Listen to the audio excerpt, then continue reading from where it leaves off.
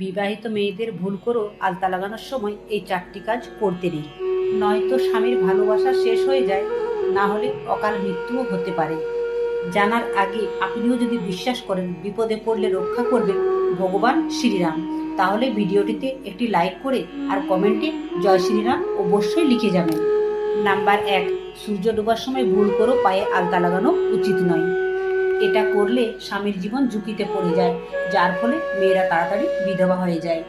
2 number, বিবাহিত মেয়েদের দক্ষিণ দিকে মুখ করে কখনো আলতা লাগানো উচিত নয়, কারণ এমনটা করলে মা লক্ষ্মী রুষ্ট হয়ে যান এবং সংসারে লেগে থাকে অশান্তি।